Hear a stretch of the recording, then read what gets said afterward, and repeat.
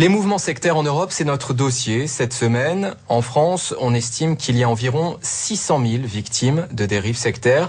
Dans son dernier rapport au printemps, la mission de vigilance contre ces dérives mettait en garde contre une nouvelle stratégie de ces groupes. Explication.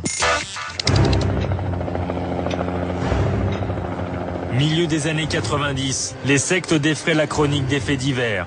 En Suisse et au Canada, 53 membres de l'ordre du Temple solaire sont retrouvés morts dans les villas où ils célébraient leurs rituels.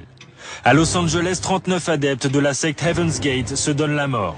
En France, le décès de Gilbert Bourdin, le fondateur de la secte du Mandarum, permet de lever le voile sur les pratiques parfois délirantes des adeptes de cette communauté. La statue gigantesque à la gloire du gourou est détruite. Face à ces contre-publicités, les mouvements sectaires décident d'adopter un profil bas. Les grands drames qui se sont produits dans les années 90-95 ont dans un premier temps et d'abord entraîné une prise de conscience des gouvernements. Depuis 4 ans, le préfet Roulet dirige la mission de vigilance et de lutte contre les dérives sectaires. Véritable machine à traquer les sectes, la Mivilude est directement rattachée au cabinet du Premier ministre. En France, il y a eu une commission d'enquête parlementaire qui a publié une liste de 172 noms. Ça a été un énorme coup de pied dans la fourmilière sectaire et par conséquent, les sectes ont fait le gros dos. Alors que les sectes se font discrètes, on assiste parallèlement au développement de médecines nouvelles et à de nouvelles formes de thérapie. C'est la mode du New Age. Partout en Europe, les salons destinés à faire la promotion des nouvelles techniques de soins et de bien-être attirent de plus en plus. Seulement voilà, les pratiques un tantinet babacool peuvent parfois cacher des méthodes beaucoup moins inoffensives.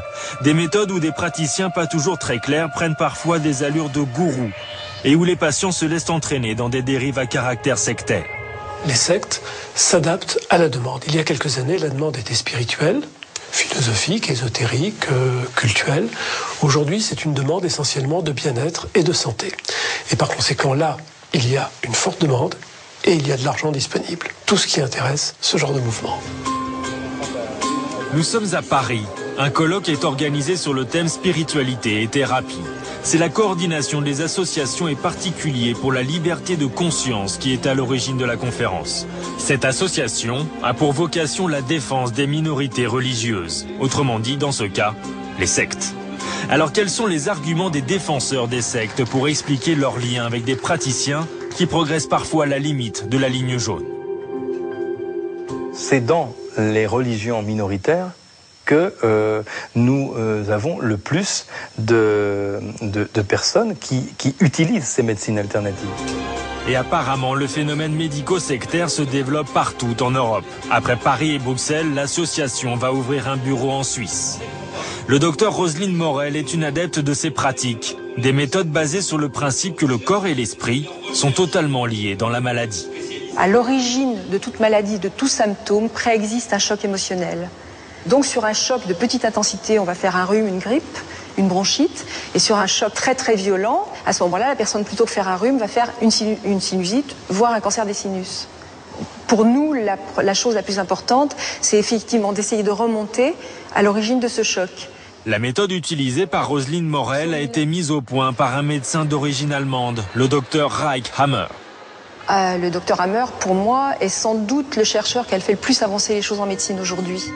Après une première condamnation en Allemagne, le docteur Hammer a aussi été condamné en 2004 par la justice française à 3 ans de prison pour escroquerie et complicité d'exercice illégal de la médecine. Aujourd'hui, il n'exercerait plus et vivrait en Espagne. Mais sa méthode devient une pratique très en vogue. La Belgique est le pays de l'espace européen qui compte le plus d'adeptes du docteur Hammer. Ici, près de 700 médecins et thérapeutes se réclament de sa théorie. Fondateur de l'association des victimes de pratiques illégales de la médecine, Charles Berliner se bat depuis des années pour dénoncer un courant qu'il estime dangereux. Ce sont des gens qui professent des idées qui vont fort à l'encontre des idées médicales traditionnelles et qui donc coupent petit à petit leurs patients de toutes leurs références, de tous leurs amis, de leur famille. Et on se retrouve dans une problématique de type sectaire.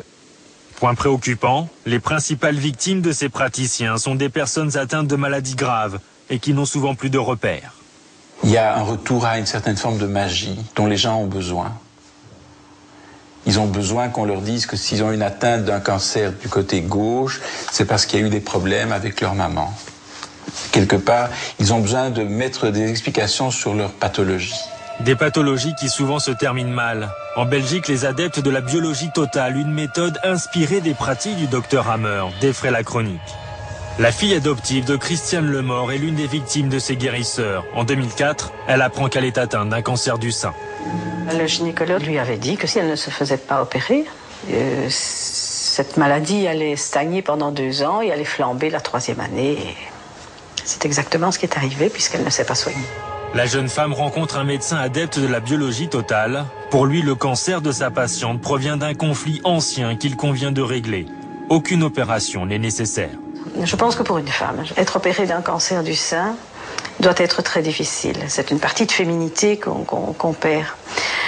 Donc, être devant quelqu'un qui représente la science, qui représente la médecine, et qui dit, mais non, il y a d'autres méthodes, il ne faut pas nécessairement opérer, vous pouvez guérir autrement. Mais c'est exactement ce qu'on a envie d'entendre.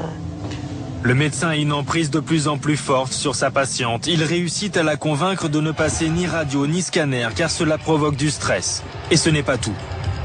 Il avait demandé à sa patiente d'interroger ses propres parents sur les problèmes qu'ils auraient pu avoir.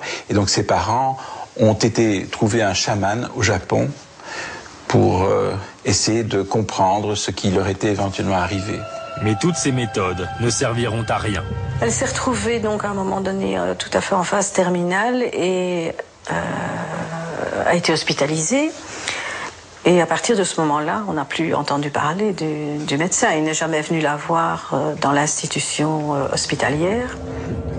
Quelques semaines avant la mort de la jeune femme, le disciple du très controversé Dr Hammer demanda à sa patiente de lui écrire une lettre dans laquelle elle le déchargeait de toute responsabilité.